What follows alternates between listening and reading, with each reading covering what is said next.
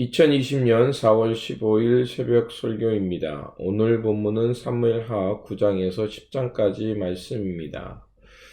9장은 다윗이 무비보셋을 선대하는 말씀이고요. 10장은 다윗이 암몬과 전투를 벌이는 말씀입니다. 본문이 긴 관계로 본문의 핵심만 읽도록 하겠습니다. 9장 3절에서 7절까지 보면 왕이 이르되 사울의 집에 아직도 남은 사람이 없느냐? 내가 그 사람에게 하나님의 은총을 베풀고자 하노라 하니 시바가 왕께 아뢰되 요나단의 아들 하나가 있는데 다리 저는 자니이다 하니 왕이 그에게 말하되 그가 어디 있느냐 하니 시바가 왕께 아뢰되 노두발 암미엘의 아들 마길의 집에 있나이다 하니라. 다윗 왕이 사람을 보내어 로두발 암미엘의 아들 미길의 집에서 그를 데려오니 사울의 손자 요나단의 아들 무비보셋이 다윗에게 나와 그 앞에 엎드려 절하매 다윗이 이르되 무비보셋이여 하니 그가 이르기를 보소서 당신의 종이니이다. 다윗이 그에게 이르되 무서워하지 말라. 내가 반드시 내 아버지 요나단으로 말미암아 내게 은총을 베푸리라. 내가 내 할아버지 사울의 모든 밭을 다 내게 도로 주겠고 또 너는 항상 내 상에서 떡을 먹으리라 하니. 아멘. 본문을 통해서 다윗의 성품을 볼 수가 있습니다. 그는 하나님에 대한 믿음만이 아니라 인격적으로도 성숙한 사람임을 알 수 있습니다. 역사상 내전을 통해서 왕이 된 자들은요, 후한이 두렵기 때문에 후손들을 모조리 죽이는 것을 볼 수가 있습니다. 하지만 다윗은 진정으로 우정을 나누었던 요나단을 기억하고요, 그리고 그의 아들에게 은혜를 베푸는 것을 볼 수가 있습니다. 과거에 사울과 사울의 추격을 통해서 고통을 많이 당했죠. 그리고 고난을 많이 받았음에도 불구하고 사울의 가문에 선대하는 것을 볼 수 있습니다. 더욱이 사울의 종이었던 시바로부터 요나단의 아들인 무비보셋이 살아있다는 소식을 듣고 그를 예루살렘으로 데려옵니다. 또한 뿐만이 아니라 그의 후손들을 돌아보면서 사울의 영토를 다 그에게 주고요. 그리고 무비보셋은 왕족처럼 같은 상에서 먹게 하도록 은혜를 베풉니다. 무비보셋은 어떻게 보면 사울의 손자이기에 다윗과 원수가 될 수도 있었습니다. 그러나 다윗은 그렇게 하지 않고 그를 왕자같이 대하며 진정한 회복을 이루는 것을 볼 수가 있습니다. 하나님의 백성으로 산다는 것은 단순히 율법만을 지키는 것이 아닐 겁니다. 삶 속에서 그 말씀을 따라서 하나님이 말씀하시는 삶을 살아갈 때 우리는 진정한 평화와 회복을 이루게 될 것입니다. 누가복음 6장 35절을 보면 예수님께서 원수를 사랑하고 선대하라는 가르침이 있습니다. 누가복음 6장 35절에 오직 너희는 원수를 사랑하고 선대하며 아무것도 바라지 말고 구워주라. 그리하면 너희 상이 클 것이요 또 지극히 높으신 이의 아들이 되리니 그는 은혜를 모르는 자와 악한 자에게도 인자하시니라. 이 말씀을 주님께서는 왜 가르치셨을까요?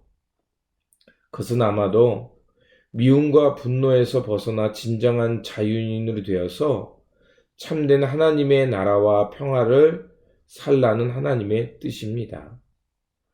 미움과 분노는 이미 상처로 그들이 베푼 악행으로 고통을 당하고 있는 것입니다. 그런데 그것이 우리 안에 계속 남아 있으면 결국 나의 영혼은 그것에 의해서 지속적으로 파괴됩니다. 그렇게 예수님은 이런 고통으로부터 벗어나기 위해서 진정한 자유인이 되게 해서 우리로 하여금 그런 것을 벗어버리고 바로 하나님의 그 하나님의 축복하심을 기억하면서 또 하나님의 인자하심을 기억하면서 그 미움과 분노에서 벗어나서 자유인의 삶, 하나님 나라의 삶을 살라는 것입니다. 그렇습니다. 우리가 우리에게 고통을 주고 악을 행했던 사람들에게 선대할 때 우리는 진정한 하나님의 회복을 맛보게 될 줄 믿습니다. 그러므로 예수 그리스도의 마음을 통해서 다시 한번 저와 여러분이 회복되고 미움과 분노에서 벗어나 진정한 자유인으로 하나님 나라의 평안을 누리며 살아가시기를 바랍니다. 그리고 10장은 다윗이 과거 암몬 왕 나하스에게 은혜를 받았던 것을 기억하여 이제 그 나하스 왕이 죽게 되자 조문객을 보내려고 합니다. 그런데 나하스의 아들 한운이 다윗 신하들의 조문을 의심하여 무례한 행동을 합니다. 어떻게 하냐면 수염을 깎고 하체를 드러내도록 옷을 잘라버렸습니다. 이것은 굉장히 치욕적인 겁니다. 선을 행하고 조문객에게 이렇게 치욕적인 행위를 한다는 것은 곧 선전포고와도 같은 것이었습니다. 이러한 일로 결국 다윗과 암몬은 결국 전쟁까지 이르게 됩니다. 선한 일을 행할 때 무리하게 행하는 사람을 만날 때가 있습니다. 그러면 그것은 큰 싸움으로 번지기도 합니다. 하지만 우리가 그렇게 싸울 수도 없고 그렇게 해서는 안 되는 겁니다. 우리의 하나님 나라의 사명감으로 살아가는 우리, 하나님의 백성은 우리들은 우리가 하나님의 선을 행하다 때로는 세상의 무례함을 만날 때 우리는 기억해야 할 것이 있습니다. 10장 12절에 너는 담대하라. 우리가 우리 백성과 우리의 하나님의 성읍들을 위하여 담대히 하자. 여호와께서 선히 여기시는 대로 행하시기를 원하노라. 맞습니다. 우리는 하나님이 원하시는 대로 살아가는 방법을 선택해야 한다는 것입니다. 무례한 사람, 우리의 행위를 오해하여 악을 행하는 사람들을 볼 때 우리는 그들의 악행에 집중하지 말고 하나님의 선하신 마음에 집중해야 할 것입니다. 그러면 우리가 하나님의 마음을 선택할 때 하나님께서 그 일들을 통해서 하나님의 선한 길을 보여주실 줄 믿습니다. 그러므로 모든 것이 합력하여 선을 이루시는 하나님의 그 길을 발견하면서 위기와 어려움 또는 오해를 만날 때 이 하나님의 선하심에 집중하면서 그래서 하나님의 마음으로 이 위기와 어려움들을 잘 이겨나가시길 다시 한번 주님의 이름으로 축원드립니다. 기도하겠습니다. 사랑과 평화의 길을 보여주시는 하나님, 하나님의 선하심을 따라 살게 하시며 참된 평안을 누리게 하시니 감사를 드립니다. 다윗의 삶을 통해 배운 것처럼 하나님의 선하심을 따라 타인을 긍휼히 여기며 미움과 분노에서 벗어나 참된 평화의 삶을 살게 하여 주시옵소서. 때로는 주님의 길을 따를 때 우리가 오해를 받을 때도 있지만 그들에게도 하나님의 마음을 따라 자비와 인자하심을 행하며 살아가도록 지켜주셔서 저희들이 진정한 하나님의 선을 이루며 하나님의 평화의 사람들 되어 살게 하여 주시옵소서.